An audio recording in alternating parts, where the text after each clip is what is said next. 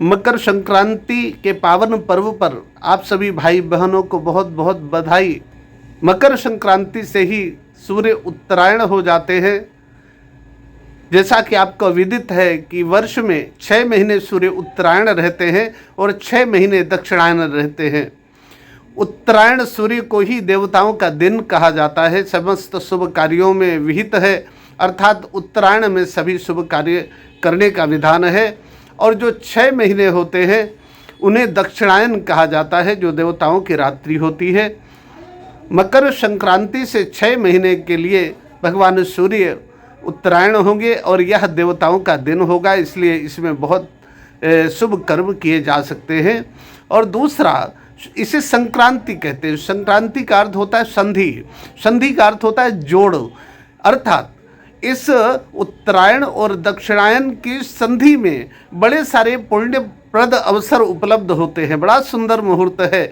इस अवसर पर कोई अगर गंगा यमुना में स्नान करता है, कोई अगर गंगा सागर जाकर स्नान करता है, प्रयाग में जाकर स्नान करता है, अनंत पुण्यों के फल की प्राप्ति होती है। स्नान की विधि कही गई है, तिल का उपटन बना ले और तिल का उपटन अपने शरीर में लगा करके अगर गंगा जी में, प्रयागराज में गंगा यमुना के संगम में या जहाँ कहीं अगर स्नान कर लेता है तो उसे 6 महीने तक रोग, पीड़ा, बाधा, ऐसी कोई भी दिक्कत की संभावना नहीं रह जाती है। इसलिए अगर आप भी प्रयत्न कर सकते हैं कि तिल का उपटन बना करके और उसे शरीर में लगा करके अगर आप संभव हो गंगा जी में स्नान कर सके तो बहुत सुंदर है। और अगर प्रयाग में स्नान कर सके गंगा यमुना के संगम में तो ये तो और सुंदर है। और यदि ऐसा नहीं कर सकते हैं तो जहाँ भी स्नान कर सके, अनंत पुण्यों के फल की प्राप्ति है और आरोग्य प्रदान करने वाला यह परम पावन स्नान है। इसलिए मकर संक्रांति के पावन पर्व पर प्रत्येक व्यक्ति को धर्माचरण पूर्वक स्नान करते हुए भगवान सूर्य को नमन करना चाहिए, पूजन करना चाहिए। अब प्रश्न उठता है कि मकर संक्रांति है कब? देखिए, 14 तारीख को रात्रि 9:39 पर मकर संक्रांति लग रही है। चूंकि यह पर्व सूर्य का है, इसलिए मकर संक्रांति लगने के बाद जब पहला सूर्योदय होगा उसी दिन मकर संक्रांति के पावन व्रत का निर्वहन करना शास्त्र विधि है। कुछ लोगों ने ऐसा भ्रम फैला रखा है कि मकर संक्रांति 14 तारीख को है, लेकिन आप कल्पना कीजिए जब संक्रांति लगेगी ही रात 9:39 पर और तब तक सूर्य अस्त हो चुका होता है, तो ऐसे समय 14 तारीख को मकर संक्रांति का पुण्य काल होना संभव ही नहीं है। इसलिए जो पुण्य काल होगा वो अगले सूर्योदय पर होगा। आप लोग 15 तारीख को ही सूर्योदय के समय गंगा यमुना का या प्रयाग में जाकर के स्नान करें, अवगाहन करें। तिल का उपटन लगा करके स्नान करते हैं तो अनंत पुण्यों का फल प्रदान होता है। और अगर तिल के लड्डू बना करके ले जाते हैं, संगम में गंगा जी की पूजा करते हैं उनसे, और काशी में जाकर के गंगा जी के किनारे पूजा करते हैं, या जहाँ कहीं भी गंगा जी के किनारे संभव हो तिल के लड्डू से अगर पूजन करते हैं तो अनंत पुण्यों की फल प्राप्ति होती है। यह बहुत ही सुंदर पर्व है।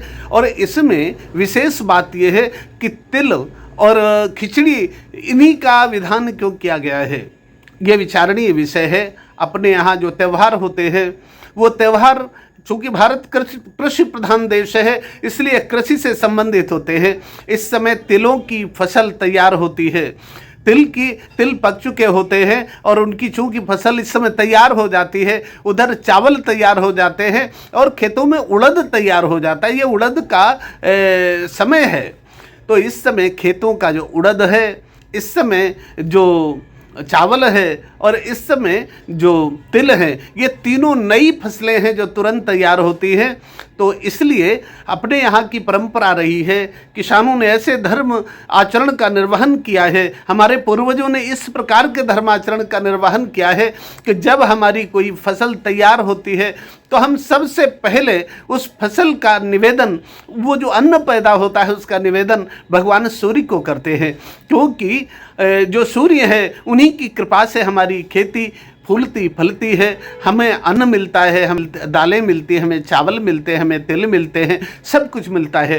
तो ऋषियों ने अपने ऐसी व्यवस्था की कि हमारे खेत में जो भी फसल तैयार होगी हम सबसे पहले उसका भोग भगवान सूर्य को लगाएंगे, क्योंकि आपको पता है कि भगवान सूर्य की कृपा से ही समस्त ऋतुओं का निर्माण होता है।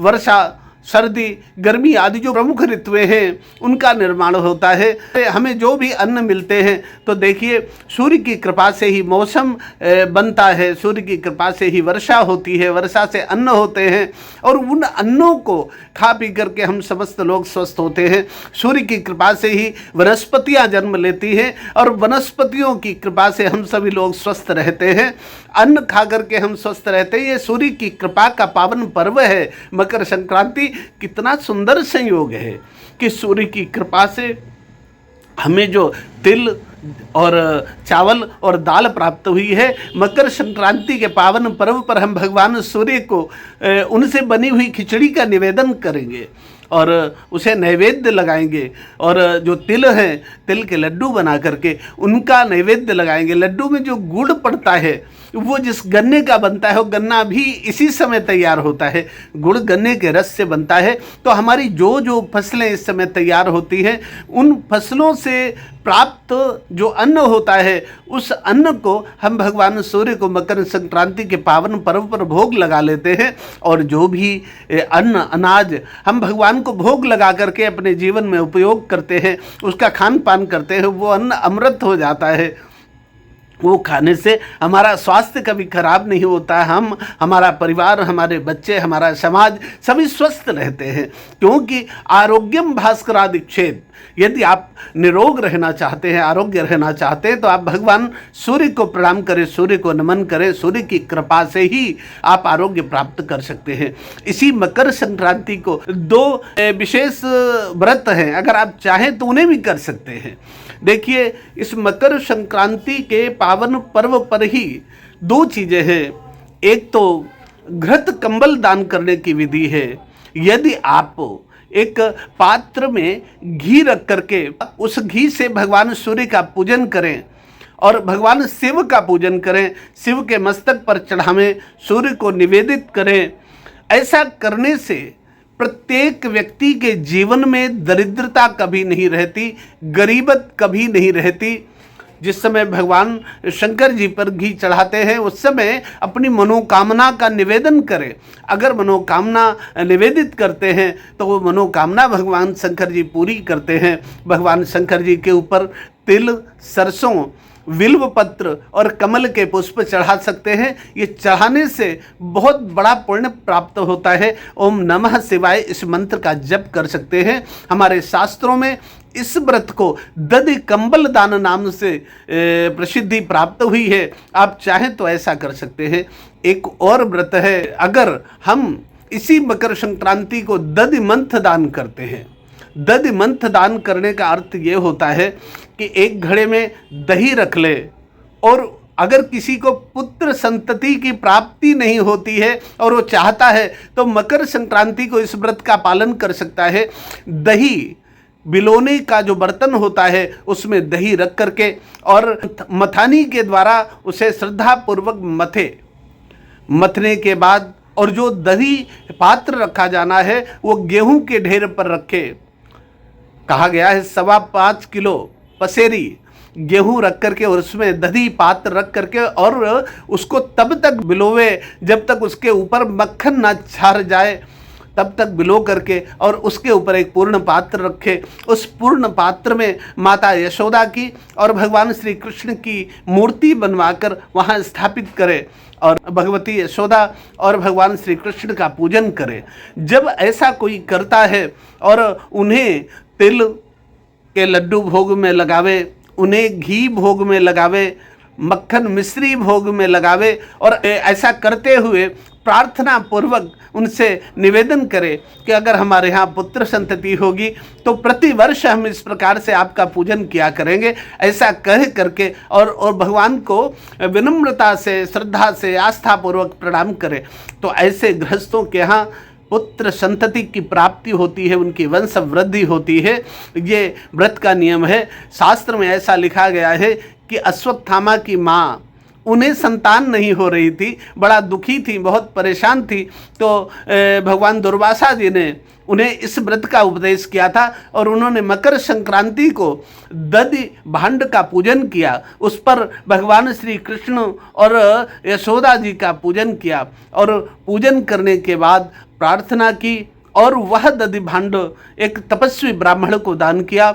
ऐसा करने से उनके यहाँ अश्वत्थामा का जन्म हुआ।